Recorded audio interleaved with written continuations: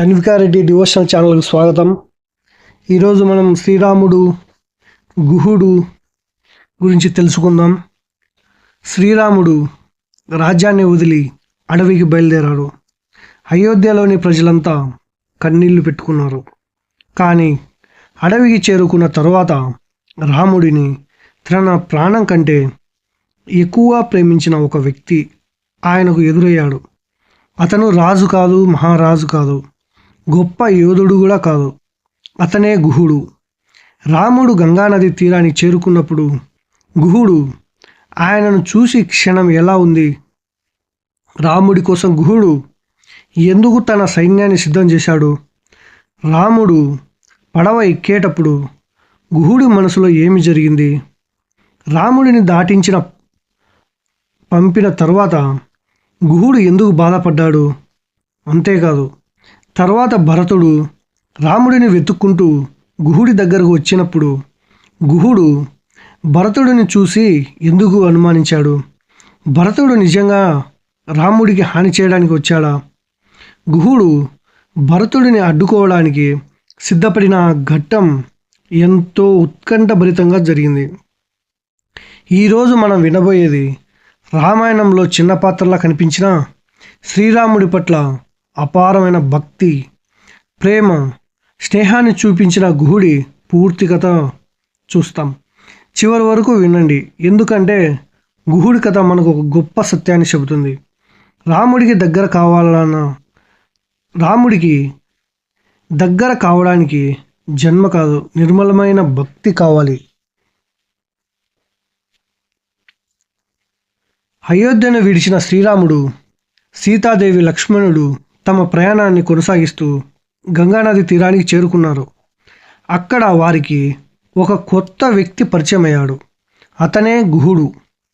గుహుడు నిషాదుల నాయకుడు, శృంగవేరపురానికి అధిపతి. అడవులు, నదులు, పడవలు, ఇలా ఎన్నో వేట మార్గాలు అన్నీ అతని బాగా తెలుసు. కానీ గుహుడి యొక్క గొప్పతనం అతని రాజ్యంలో లేదు. అతని గొప్పతనం శ్రీరాముడిపై ఉన్న నిర్మలమైన ప్రేమలో ఉంది. రాముడు వనవాసానికి వచ్చాడని గుహుడికి తెలిసినప్పుడు అతని హృదయం తట్టుకోలేకపోయింది. అయోధ్యకు రాజుగా ఉండాల్సిన రాముడు అడవుల్లో ఎందుకు తిరగాలి అని అతని మనసు బాధపడింది.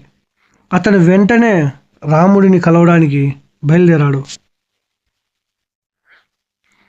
దూరం నుంచి రాముడిని చూసిన గుహుడు కళ్ళల్లో ఆనంద, బాధ రెండూ కలిశాయి. ఎంతో కాలం తర్వాత తన ప్రాణ స్నేహితుడిని చూసినట్టుగా రాముడు దగ్గరకు పరిగెత్తుకుంటూ వెళ్ళాడు. రాముడిని చూసిన గుహుడు నమస్కరించాడు. ప్రభు, మీరు నా ప్రాంతానికి రావడం నా అదృష్టం. నా ఇల్లు, నా రాజ్యం, సంపద అన్నీ మీవే అని గుహుడు అన్నాడు. అన్న మాటకు రాముడు ఇలా అన్నాడు. గుహుడిని ప్రేమగా పైకి లేపాడు. అతనిని కౌగిలించుకుని, ఆ కౌగిలిలో రాజు, ప్రజలు అనే తేడా లేదు, అయోధ్య యువరాజు, నిషాద నాయకుడు అనే తేడా లేదు. అక్కడ ఉన్నది ఒక్కటే, స్నేహం. రాముడు గుహుడితో ఎంతో ప్రేమగా మాట్లాడాడు.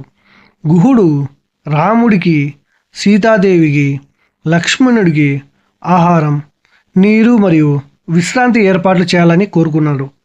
కానీ రాముడు తన వనవాస నియమాలను గుర్తు చేసుకున్నాడు. తాను రాజభోగాలను విడిచిపెట్టి వనవాసం స్వీకరించానని చెప్పాడు. గుహుడు మాత్రం తన ప్రేమను ఆపుకోలేకపోయాడు. మీరు ఏది స్వీకరించకపోయినా మీ సేవ చేయడానికి నాకు అనుమతి ఇవ్వండి అని వేడుకున్నాడు. ఆ రాత్రి రాముడు, సీతాదేవి విశ్రాంతి తీసుకున్నారు. కానీ లక్ష్మణుడు మాత్రం నిద్రపోలేదు. అన్నయ్య రాముడు వదిన సీతను కాపాడుతూ రాత్రంతా మేల్కొని ఉన్నాడు. అతనికి తోడు గుహుడు కూడా తన మనుషులతో అక్కడే ఉన్నాడు. లక్ష్మణుడు మనసులో మాత్రం ఒకటే ఆలోచన, రాముడికి ఇలాంటి పరిస్థితి ఎందుకు వచ్చింది? అయోధ్యలో రాజభవనంలో ఉండాల్సిన అన్నయ్య ఇప్పుడు చెట్టు కింద నిద్రిస్తున్నాడు. ఈ దృశ్యం లక్ష్మణుడు హృదయాన్ని బాధించింది.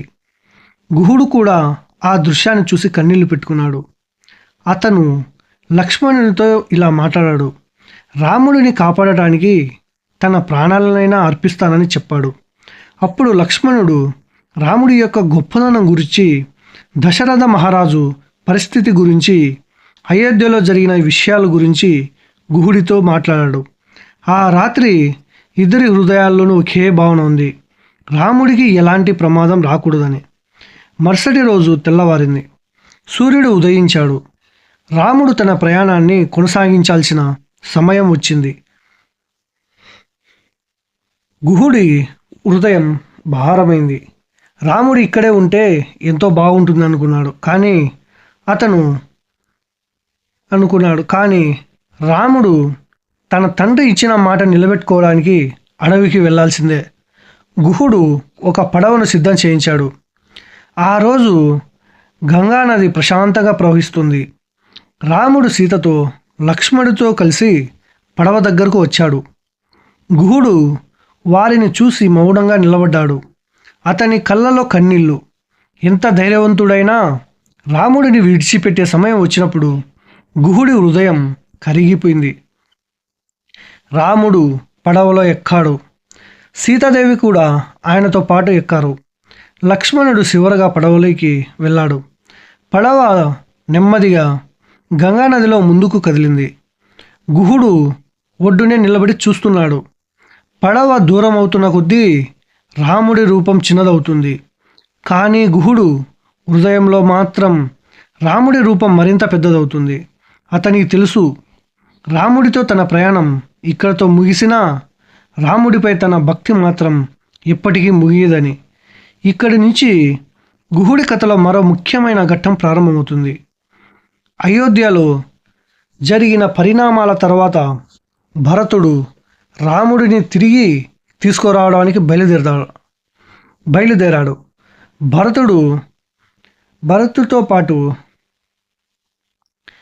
భరతుడితో పాటు పెద్ద సైన్యం కూడా వచ్చింది. ఆ సైన్యం శృంగవేరపురం వైపు వస్తున్నట్లు గుహుడికి తెలిసింది. దూరం నుంచి వస్తున్న సైన్యాన్ని చూసిన గుహుడు ఆలోచనలో పడ్డాడు. ఇంత పెద్ద సైన్యంతో భరతుడు ఎందుకు వస్తున్నాడు? అతని మనసులో అనుమానం కలిగింది. రాముడికి ఏదైనా ప్రమాదం చేయడానికా? భరతుడు వస్తున్నాడా అనే ఆలోచన అతన్ని కలవరపెట్టింది. గుహుడు వెంటనే తన మనుషులను పిలిచాడు. అందరినీ అప్రమత్తం చేశాడు. రాముడికి ప్రమాదం కలిగించే ప్రయత్నం ఎవరైనా చేస్తే ముందుగా మనమే అడ్డుకుంటాం అని చెప్పాడు. ఇది గుహుడి రామభక్తికి మరో గొప్ప ఉదాహరణ. అతనికి రాముడు కేవలం అయోధ్య యువరాజు కాదు, తన ప్రాణ స్నేహితుడు. భరతుడు శృంగవేరపురానికి చేరుకున్నాడు. గుహుడు భరతుడిని కలిశాడు. కానీ అతని మనసులో ఇంకా అనుమానం ఉంది. భరతుడు ముఖాన్ని గమనించాడు. అతని మాటలను విన్నాడు. భరతుడు హృదయంలో రాముడిపై ఉన్న ప్రేమను అర్థం చేసుకున్నాడు. అప్పుడు గుహుడికి నిజం తెలిసింది. భరతుడు రాముడికి హాని చేయడానికి రాలేదు. అతను రాముడిని తిరిగి అయోధ్యకు తీసుకువెళ్ళడానికి వచ్చాడు. తన అన్నయ్యకు జరిగిన అన్యాయాన్ని సరిచేయడానికి వచ్చాడు. ఈ విషయం తెలుసుకున్న గుహుడు హృదయం ఎంతో ప్రశాంతమైంది. భరతుడిపై తన అనుమానం తొలగిపోయింది. అతను భరతుడికి రాముడు వెళ్ళిన దారి గురించి వివరించాడు. రాముడు ఎక్కడ విశ్రాంతి తీసుకున్నాడో చెప్పాడు. రాముడు గంగను ఎలా దాటాడో కూడా చెప్పాడు.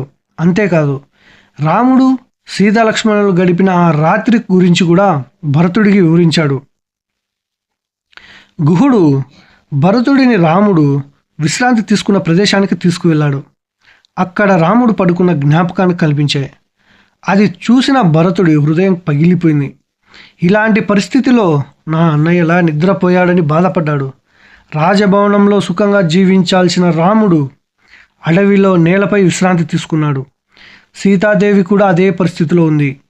ఈ దృశ్యం భరతుడి బాధను మరింత పెంచింది. గుహుడు కూడా కన్నీళ్లు పెట్టుకున్నాడు. అప్పుడు గుహుడికి ఒక విషయం మరింత స్పష్టమైంది.